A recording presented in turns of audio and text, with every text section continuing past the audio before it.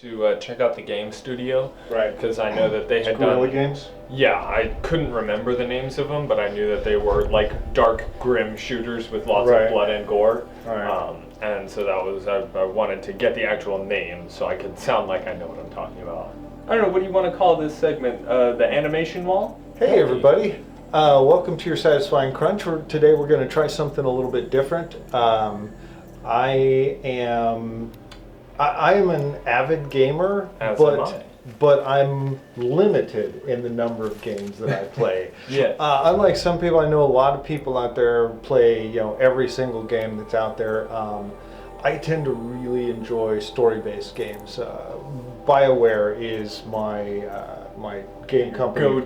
choice. Yeah. Knights of the Old Republic, Mass Effect, and Dragon Age are all games that I've played just hundreds of hours in all of them, and really no other games. Yeah, along the same vein, I really love some of Telltale's work with The Walking Dead. Basically games that are different every time you play them, where your choices, not only do they impact, how you play, like Kingdoms of Amalur, you can make choices and it depends on how you physically play the game, but this Right. changes what you experience. I will say this about Kingdoms of Amalur. I think that Kingdoms of Amalur has the best combat It is a system damn fun arcade game. out of any of the games that I've played. And that's the thing, is everything else about it is Yeah. is mediocre. There's nothing to talk about. But the combat is Oh, yeah. spectacular. Whereas something like Dragon Age 2 has what I think is one of the most interesting, most innovative, and completely different than the usual narrative that you find in any of the normal games. A normal game is You are the hero you're the that chosen saves the world. one and you're saving the universe. You're the new Messiah. You're the only one. Help me, Obi-Wan. Yeah. Whereas Dragon Age was a really small story, and it was tragedy. unique, and it was a tragedy. And so the story in Dragon Age 2, I thought, was spectacular.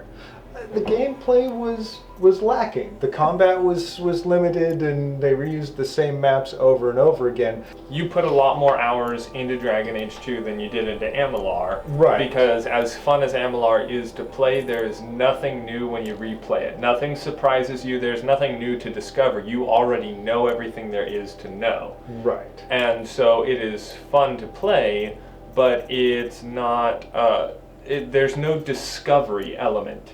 And that's something that we are really enjoying in Horizon Zero Dawn, I think, which is what we want to talk about today. Right.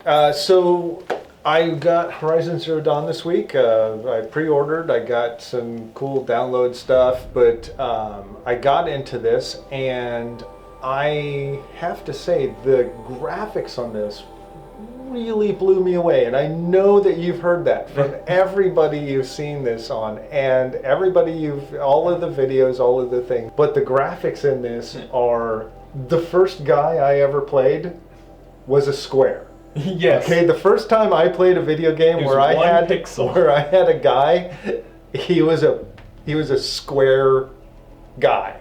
So I'm old. That's the Yeah. thing. You didn't go through that. No, I think watch out for that. That's the fun alarm. I think some of my earliest memories of games start around the PlayStation 2. So we're talking Croc, Legend of the Gobos. We're talking Final Fantasy X. Mm-hmm. These are games which at the time had graphically intense parts. They had movies where everyone looked like characters and you could see hands touching. Right. And, it wasn't, the whole game wasn't stunning, but... They still haven't done that, by the way. For some reason, Yeah. we still can't animate a guy handing something to another guy.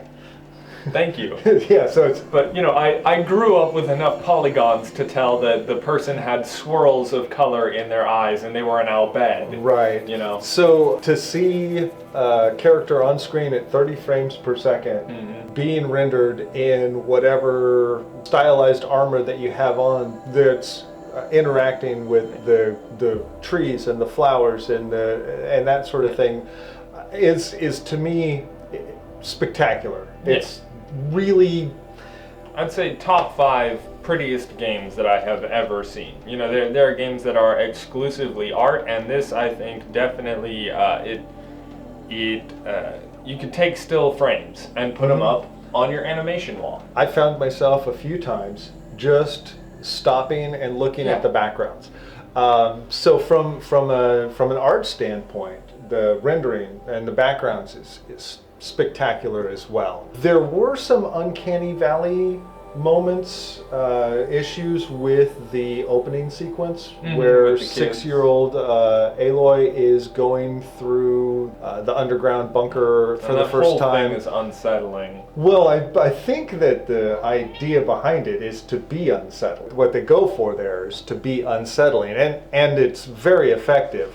But once everybody's an adult, the uncanny valley issues disappear, and We get into something new there once everyone's an adult, and you start to explore the world. You also get to explore an incredibly diverse world of people. It's not just a world that has, you know, differences in the weather and the climate and the, you know, this is the metal place and this is, but the people are something you can explore as well. I was really impressed with the wide range of nationalities, with the diverse cast. There are people who are very obviously of African descent, of Asian descent, of Middle European descent, of Middle Eastern descent. I like the implications of that. Things that you explore when you see the freeways and the decrepit, you know, failing freeway system and the failing buildings. You're very obviously in a It's post-apocalypse. post-apocalyptic United States. Yeah. Which I think lends itself to the diversity. I like the distinction there between it's not during the apocalypse and it's not after the apocalypse, it's after we've recovered and everything is on the mend. So you take Mad Max, which is a post-apocalyptic where everyone is trying to survive. Fallout is post-apocalyptic, but this takes the apocalypse and it doesn't ignore it, but the end of the world is not a problem. No one is struggling to survive. No one is, you know, the disaster has no effect on anyone who's alive now other than what was left behind. Right. You know, Played about a dozen hours. Yeah. What is your favorite part of the game so far? I really like how bad I am at shooting things in the right place. If I was really good at snap aiming, the combat would be a breeze, and I could. But it really makes me stop and think, because I go to kill the guy and I hit the wrong button, and so it really pushes me to play smart rather than play well, because I can't play well, so I have to play better, you know? Yeah. Having to miss my shots, having to run out of arrows in the middle of combat, all of that. And this is your favorite thing. It is. It means I can't brute force my way through the game. You know, in Mass Effect 3, I run out of shields and I punch you and I punch you and I'm still getting shot and I'm kicking you and I'm force powering. And, you know, I can survive a minute of just being shot, and it really doesn't matter. It's very forgiving in that aspect. Right. I like not being forgiven. I like that the weakest little dude, you know, if you're not watching, he kicks you in the back of the skull and you die. I think so far my favorite part of it has just been the visuals, and I know that that's not necessarily what you look for in a game, but I'm still in the honeymoon phase of the graphics. Every time I see some new detail, it really just, you know, blows me away. What have you found the most challenging? The parkour has been a little bit difficult to work my way around, because they've got a whole bunch of like brightly outlined yellow hooks and stuff that you climb up, but I keep thinking I can jump from places and go to things that I can't go to, and then falling and dying, and so it's often I feel like, yeah, I can do this, and then I can't, and I die, and it's like, oh, well, now I have to wait for, you know, 2 minutes while the loading screen goes, because that's what you get with a pretty game, is a long loading screen. And then I try it again and I die again, because no, it wasn't that you were doing wrong, you're just not supposed to go that way. And so you were doing it around, wrong, you just can't do that at all. Yeah, the climbing around aspect, I do know that there's bright yellow hooks everywhere, and it's supposed to be obvious, but at least for me, I'm often it feels like it's not clear on what I can and can't do. For me, it's choosing the weapon, using the weapon And the right choice ammo. thing, and to choose the right weapon, because the controls. Yeah, the controls. So really I'll bring up my weapon thing, but instead of choosing the weapon, I'm moving, And you're or making, I'm doing like, the thing, more or ammo or I'm something. making ammo, Yeah. or I'm crafting stuff. So getting used to the controls has been the biggest part of mine, biggest difficulty that I've been facing. Would you recommend it? I would absolutely recommend it, but I want to put in a caveat and talk about what we mentioned earlier with the sense of discovery. Okay. The game has a great sense of discovery, and I haven't completed it, and I haven't started replaying it. But as solid and tight as the gameplay mechanics are, as fleshed out as the people are, it's obvious that it's not a game where it's not new every time you play it. So I want to say buy it on sale, because this is a game that's 30-45 hours. For me, it's going to take 45 hours because I'm bad at games. People who are good will do it in about 30.